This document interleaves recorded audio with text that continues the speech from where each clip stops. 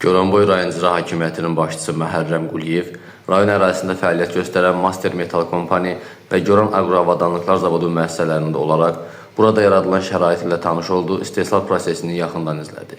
Rayon rəhbərindən müəssisələrin fəaliyyəti, istehsal olunan məhsullar, tətbiq olunan texnoloji yeniliklər və gələcək planlar barədə ətraflı məlumat verildi.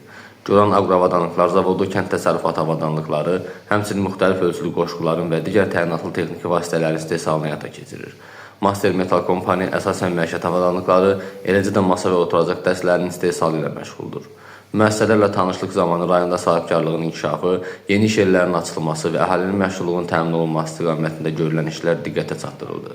Bildirildi ki, belə müəssisələrin uğurlu fəaliyyəti yerli iqtisadiyyatın güclənməsinə və regionun inkişafına əhəmiyyətli dərəcədə müsbət təsir göstərir. Qeyd olundu ki, hər iki müəssisədə çalışan yüksək güclü işçi üçün uyğun iş şəraiti yaradılıb və onların əmək haqqları yüksəkdir. Rayon rəhbəri gələcək fəaliyyətlərində uğurlar arzulayaraq, yerli istehsalın genişləndirilməsi və keyfiyyətin artırılması istiqamətində tövsiyələrini verdi.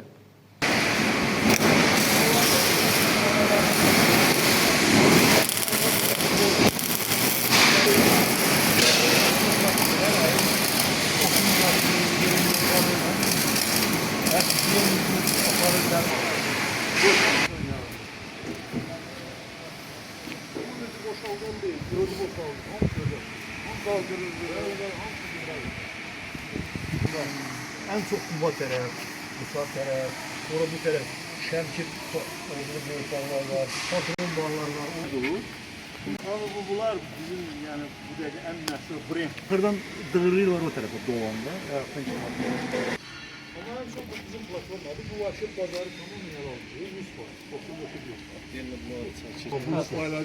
Bu boşluğu traktör. Ondan sonra joystick'den bütün ameliyatları iniyor. Kalkır, enir, enine, uzunluğuna her tarafa gelip gelir. Gerek yırgalanma. Bütün olarak yani kökünden sözde. İkinci bir şans patlası.